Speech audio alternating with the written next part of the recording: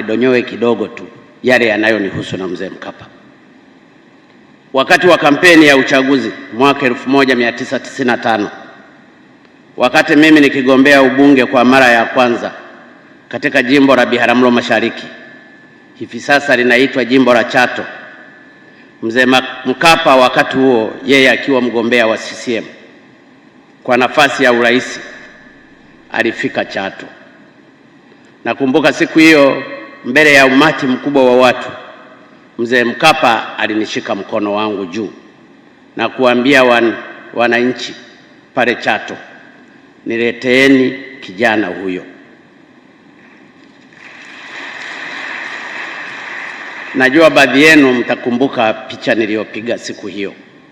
Wakati huo nilikuwa na nywele nyeusi, kipara hakikuwepo, kichwa changu bado kilikuwa safi, lakini huo mwaka 95 mzee huyu ndiye aliniinua.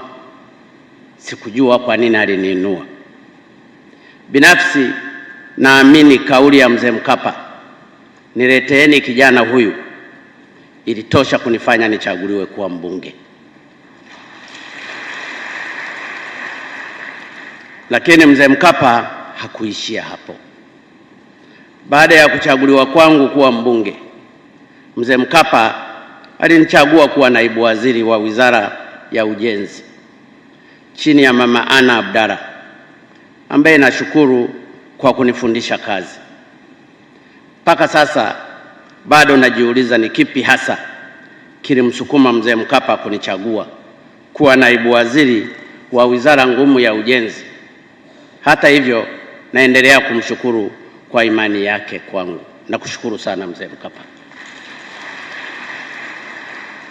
Nikiwa naibu waziri wa ujenzi, mzee Mkapa alinisaidia sana kunijengea kujiamini na ujasiri.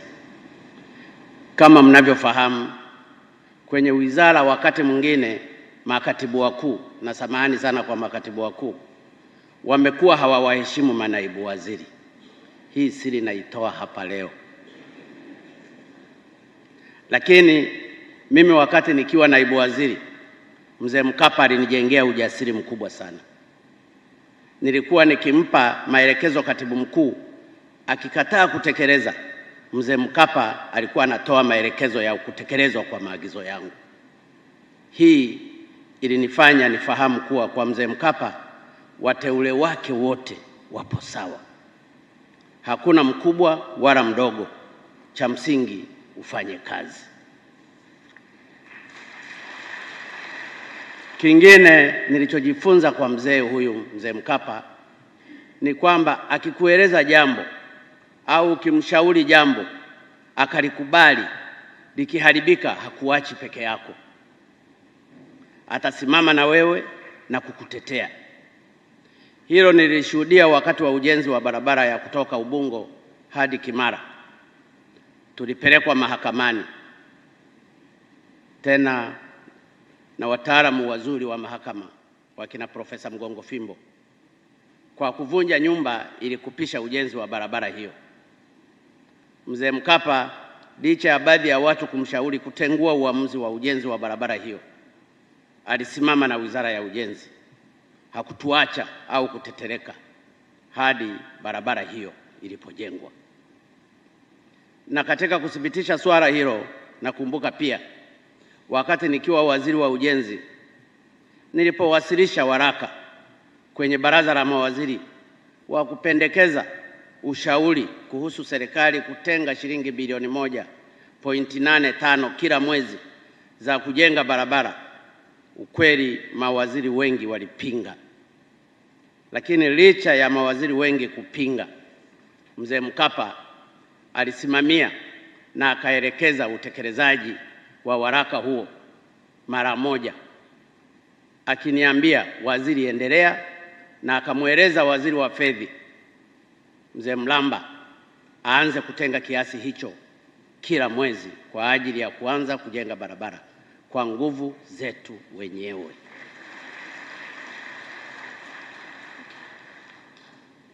Kwa uamuzi huu wa mzee Mkapa ndio ukawa ufunguo wa kuanza ujenzi wa barabara za lami na madaraja mengi nchini, ikiwemo barabara ya Kibiti na Nguruguru Lindi hadi Mingoyo, Dodoma Singida, Kiamyorwa Geta, daraja la Mkapa, daraja la Umoja linalounganisha nchi yetu na majirani zetu wa Msumbiji na kadhalika.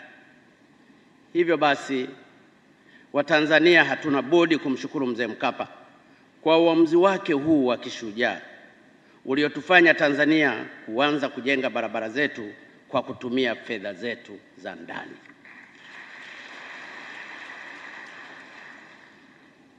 Yako mengi Mzee Mkapa amefanya na wengi mnaweza kusimulia, lakini moja lingine ambalo nalikumbuka ni kwamba Mzee Mkapa akifurahia jambo huwa hafichi furaha yake, na hata akichukia hafichi chuki yake. Nafikiri hii ndiyo maana ya ukweli na uwazi alionao. Nakumbuka Mzee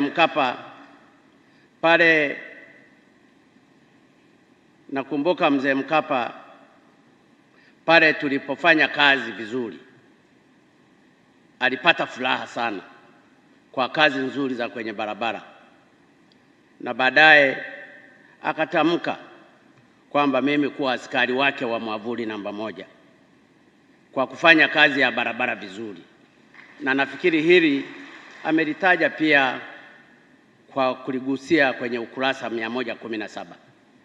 Siwezi kusahau swala hilo maishani mwangu, kwa sababu licha ya dhamira njema ya Mzee Mkapa, swala hilo liniletea matatizo mimi binafsi.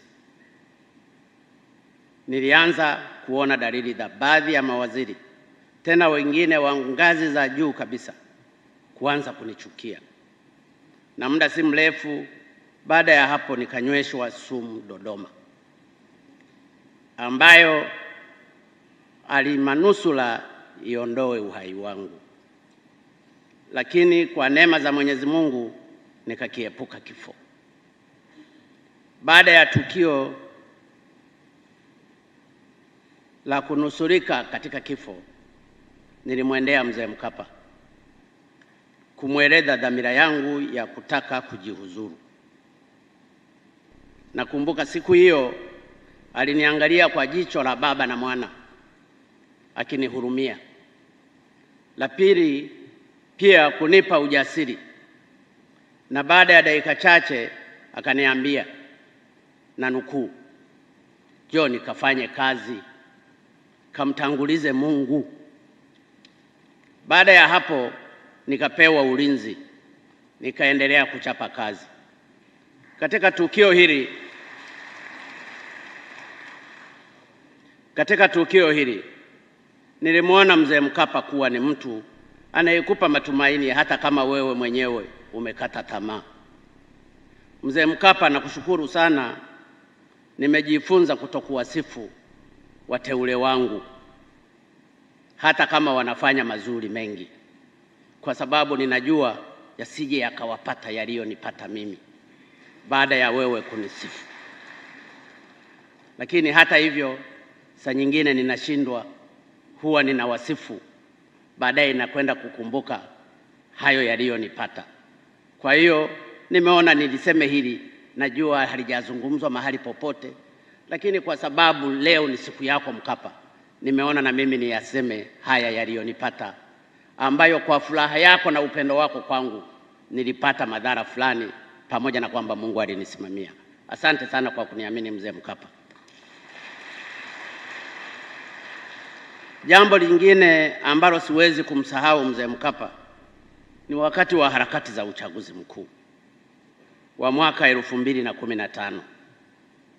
Kama mnavyofahamu, kipindi cha kampeni kinapofika, kila mwenye nia ya kugombea nafasi fulani ya uongozi huwa anawatafuta watu ambao anaamini watamuunga mkono. Mimi pia kwenye uchaguzi mkuu wa 2015 nilifanya hivyo.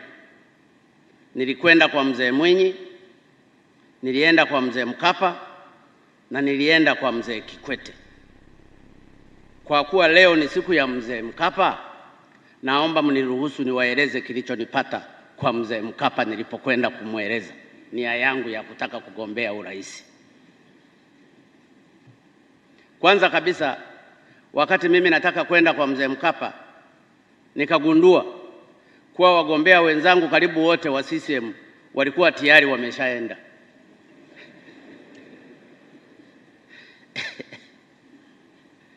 Hapa ikanikumbusha historia kwenye Biblia ya Isaka na Yakobo.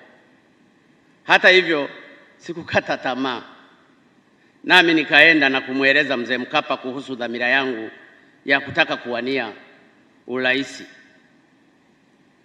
Kwa dakika kadhaa mzee Mkapa hakunijibu kitu. Na unajua, unapoenda kwa mtu unaeleza halafu hakujibu kitu, psychologically unaanza kujiuliza, je, umefanya nini? Unajuta saa nyingine hata kwenda kumuuliza hiyo issue. Lakini baada ya kitambo kidogo kupita, alinijibu.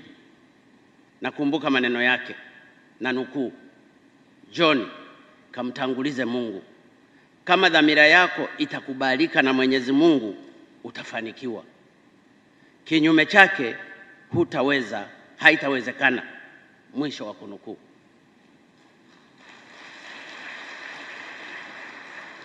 Kusema kweli nilichanganyikiwa kidogo, nisielewe anamaanisha nini, kwa sababu binafsi nilitarajia atasema ataniunga mkono au la, lakini akaniacha kwenye mataa hivyo. Hata hivyo, nikachukua ushauri wake wa kumtanguliza Mungu na hatimaye nikachaguliwa kuwa rais wa awamu ya 5 wa nchi yetu ya Tanzania. Asante sana mzee Mkapa. Namshukuru sana mzee Mkapa, na kwa ujumla naweza kusema kuwa kwa kipindi kifupi nilichomfahamu nimeweza kugundua kwamba mzee Mkapa ni mcha Mungu na ni mtu mwenye kumtanguliza Mungu kwenye masuala yake mengi. Ni msomi mzuri, ni mtu mwenye kujiamini, ana msimamo na anayejua mwelekeo anaoutaka. Ana upendo wa kweli na sio mnafiki, mtulivu kwa mambo ya kitaifa, mzalendo, mwanafunzi mwadilifu wa sera na falsafa za baba wa taifa Mwalimu Nyerere, na pia ni mwanadiplomasia mzuri. Wakati wa uongozi wake, nchi yetu ilipata mafanikio mengi makubwa, ikiwemo kusamehewa deni la dola za Marekani bilioni 3 kati ya dola za Marekani bilioni 7 chini ya mpango wa HIPC uliosimamiwa na Benki ya Dunia na Shirika la Fedha Duniani IMF.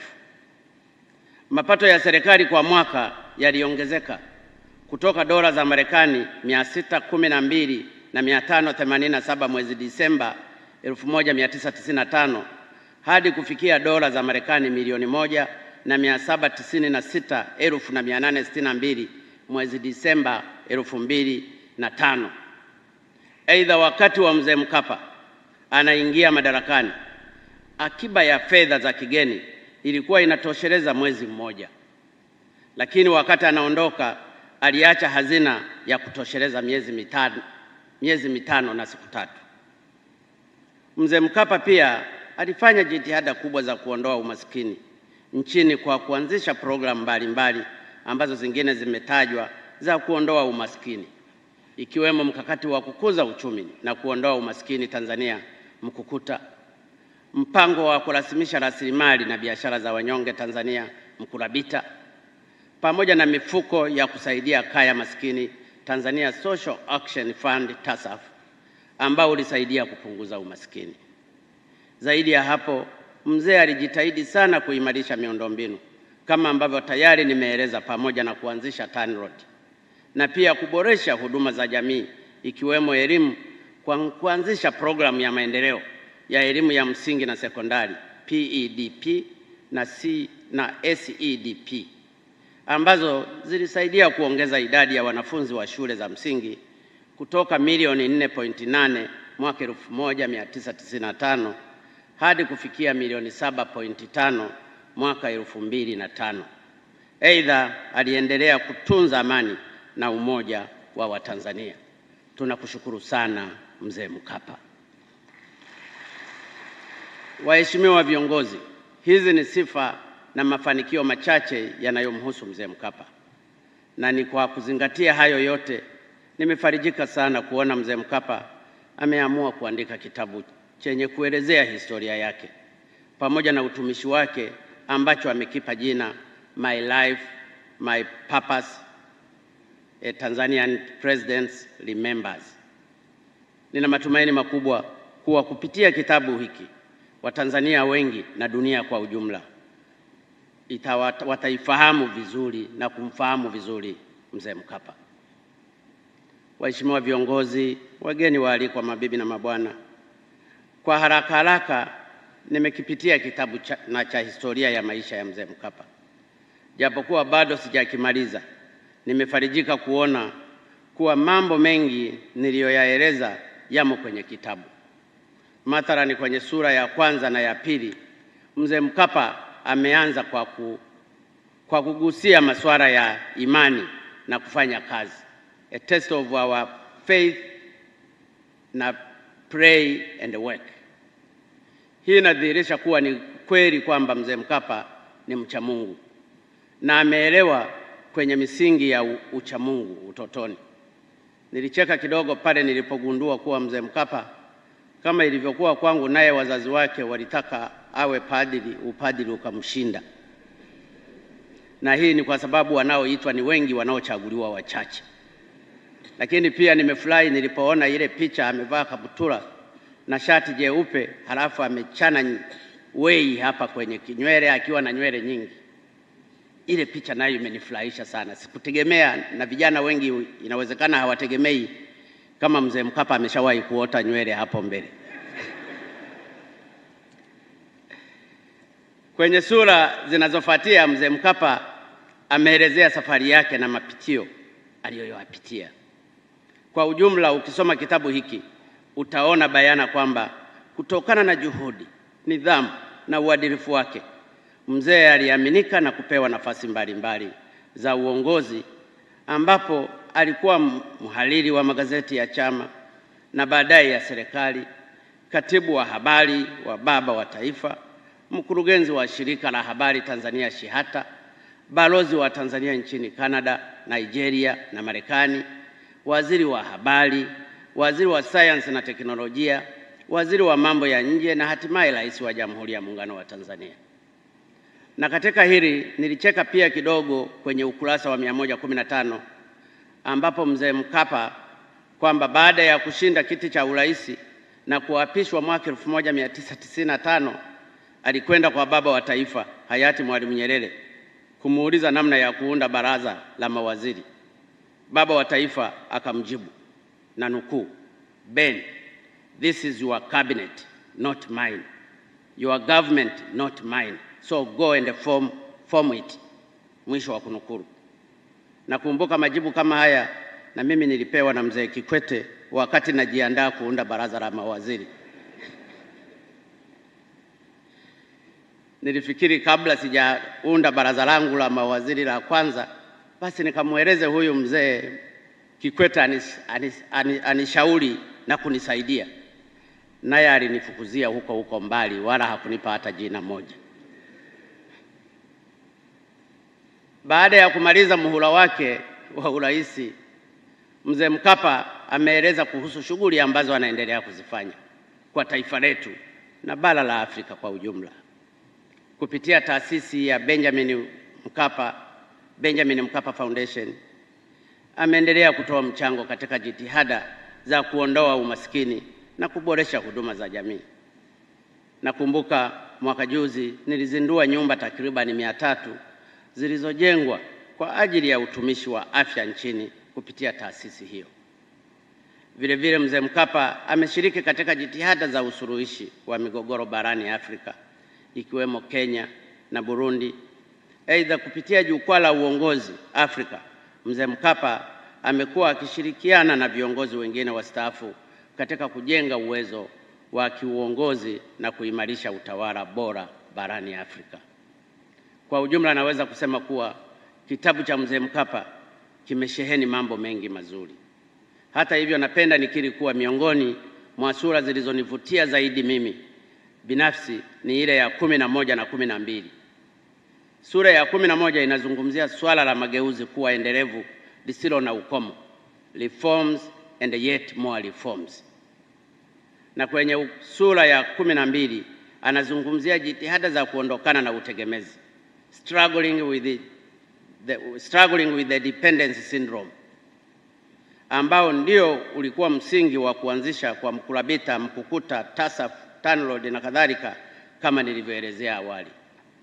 Nimevutiwa zaidi na sura hizo kwa sababu mambo yaliyoelezwa humo, mageuzi na kujitegemea, ndiyo pia serikali ninayoiongoza imeyapa kipaumbele kikubwa.